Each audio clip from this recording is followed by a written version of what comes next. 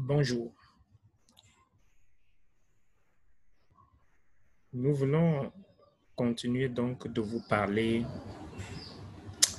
de la compréhension, de la maîtrise de la notion d'audit. Dans cette capsule vidéo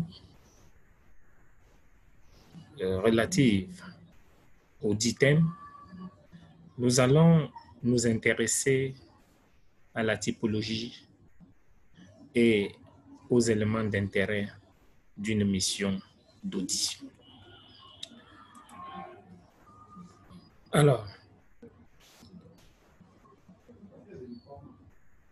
parlons d'abord de la typologie de l'audit. Nous dirons à ce sujet qu'il existe deux grands types d'audits et trois sous-types d'audits. Commençons par les grands types d'audits. Il en existe, disais-je, deux types. L'audit externe et l'audit interne. L'audit externe. L'audit externe, qu'est-ce que je vais dire? L'audit, qu'il soit externe ou interne, apparaît comme un produit composé de techniques et de services dont la finalité est l'analyse et l'évaluation des informations, des procédures, des méthodes et du système de l'organisation. L'audit interne ou externe représente un instrument majeur d'aide à la décision. L'audit professionnel permet aux organisations de progresser sur les plans de la régularité, on ne le dira jamais assez, et de la performance et de la qualité. S'agissant plus spécifiquement de l'audit externe, il est défini comme l'intervention d'une personne venant d'un cabinet dit indépendant. Alors que l'audit interne va faire référence à l'intervention d'une personne appartenant à l'organisation auditée. Donc, ça, du coup, il y a quelque chose d'important à retenir. Qu'est-ce qui fait la différence entre l'audit interne et l'audit externe? La distinction porte sur le statut de l'auditeur et non sur la méthode ou sur les instruments de l'audit. Ne l'oublions jamais. C'est aux États-Unis, au cours des années 30, que l'audit interne est né. Les entreprises américaines, jugeant trop élevés les honoraires à verser aux auditeurs externes, vont alors décider de recruter des auditeurs internes capables de faire les mêmes travaux de vérification et de contrôle. Ces dernières vont d'ailleurs se regrouper au début des années 40 pour créer l'Institute of Internal Auditor et faire évoluer leur métier. Donc, être auditeur interne, c'est carrément un métier. Aujourd'hui, l'audit interne se présente comme une fonction indépendante d'évaluation des opérations de toute nature pour le compte de la direction générale et non plus seulement comme une fonction de révision comptable. crois que nous l'avons largement martelé depuis des interventions précédentes.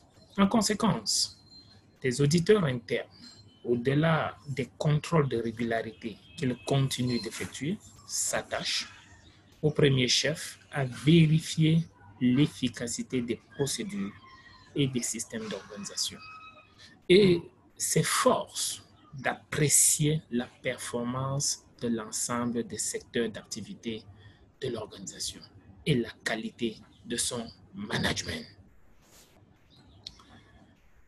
Voilà ce que je peux vous dire concernant les deux grands types d'audit. Maintenant, parlons des sous-types. Je vous ai dit, on en distingue trois.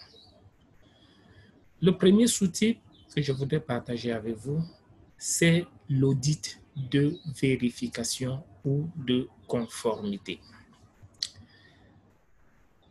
Cet audit-là a pour but de contrôler le respect des règlements, instructions et normes, tout en s'assurant que de l'absence d'erreurs, de fraude ou de négligence.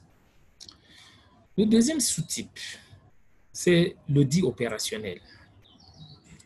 Alors, encore nommé audit de gestion, audit opérationnel ou audit de gestion, il a pour but de mesurer la réalité de l'efficacité. La réalité de l'efficacité des opérations. La réalité de l'efficacité des systèmes et fonctions, et ceci sur la base du cycle objectif, moyen, résultat. Alors, le troisième sous-type est appelé audit de management. Encore appelé audit de direction, il a pour but de s'assurer que l'ensemble des fonctions s'exercent efficacement, selon une certaine cohérence. Il concerne des situations particulières posées par la politique générale d'une organisation et la mise en œuvre de sa stratégie. Ainsi, l'audit, qu'il soit interne, qu'il soit externe, qu'il soit de conformité, opérationnelle ou de direction, apparaît comme une activité d'appréciation de la qualité et de la sécurité des opérations, de l'efficacité des fonctions et de l'adéquation des objectifs, aussi bien que des moyens aux politiques de l'organisation. Il s'exerce le métier d'audit en effectuant une révision périodique des procédures et des instruments dont dispose la direction et les opérationnels pour contrôler et gérer l'organisation. Il est cependant important de souligner que l'auditeur, n'ayant pas la maîtrise de la chose auditée, ne dispose pas de moyens d'influer directement sur le cours des choses. Ça, c'est une préoccupation classique.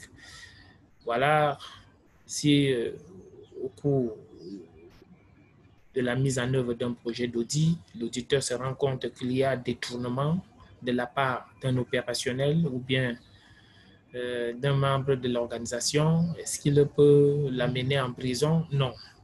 Non. Il ne peut pas le faire. Ce n'est pas son job. Il n'a pas la bonne maîtrise de la chose auditée. Cela appartient, n'est-ce pas, à d'autres compétences. Ceci demeure dans le domaine donc de la responsabilité des opérationnels. Pour mener à bien sa mission, l'auditeur interne doit disposer d'un rattachement hiérarchique qui lui confère une large indépendance, une grande liberté d'action et d'accès aux personnes et aux informations. Si dans l'organigramme d'une organisation, d'une organisation, je voulais le dire, la place de l'auditeur interne est importante. Si vous le mettez dans une position où il doit perdre son indépendance, il doit subir l'influence d'autres cadres de la maison, cela va fortement influencer négativement son travail. Donc, il faut faire attention à sa position. Il doit avoir accès à l'information, ainsi de suite, et aux personnes. Maintenant, parlons des principaux champs d'intérêt de l'audit. Ils sont au nombre de 3. Il y a le champ financier et de conformité. Il y a le champ économique et d'efficience. Il y a le champ des résultats et d'efficacité. Passons ça en revue au cas par cas.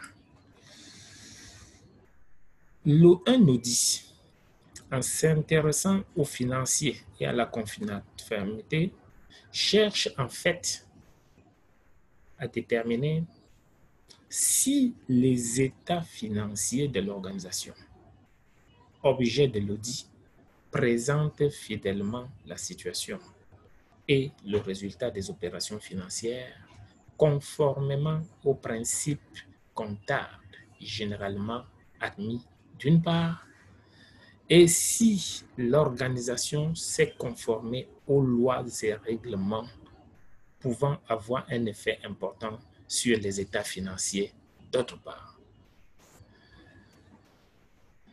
Deuxième élément, lorsqu'un audit s'intéresse à l'économie et à l'efficience, dans ce cas, cet audit-là cherche pour sa part à déterminer successivement 1.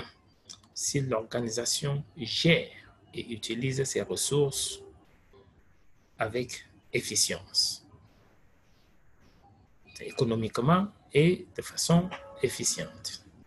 Ces ressources, c'est quoi? C'est le personnel, c'est ses biens matériels, c'est son espace, etc. Deuxièmement, il voudrait déterminer les causes de pratiques non efficientes ou non économiques. On a dit que l'auditeur s'intéressait aux dysfonctionnements, aux écarts. Détecter les écarts, c'est bien.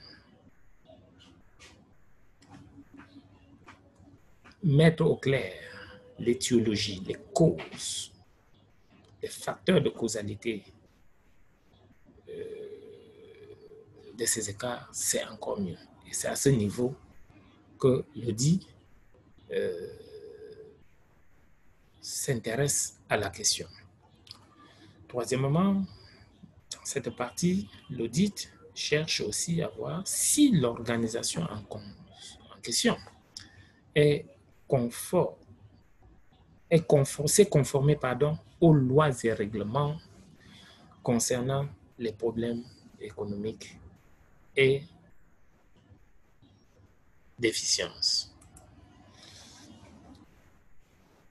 Un audit, troisièmement donc, un audit en s'intéressant aux résultats et à l'efficacité voudrait s'assurer si les résultats souhaités fixés par les parties prenantes sont atteints d'une part et si l'organisation a envisagé des solutions pouvant permettre d'obtenir les résultats escomptés à un moindre coût. Une organisation comporte un certain nombre de spécificités quant à la nature et aux conditions d'élaboration du service fourni à ses usagers. Dans une organisation, l'efficacité, c'est d'abord celle de son objet. Ainsi, dans une organisation hospitalière, dont le centre d'intérêt est la santé, l'efficacité sera d'abord celle des soins. Dans ce cas spécifique, on aura des audits médicaux ainsi que d'autres relatifs à la qualité des soins mis en œuvre par les professionnels concernés.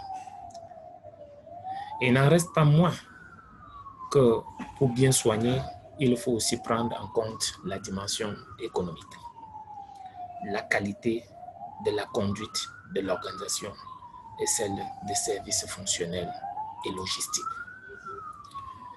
En conclusion, nous dirons que chaque organisation a intérêt à recourir à l'audit, notamment comme un moyen de connaissance en profondeur, d'appréciation et d'amélioration des performances.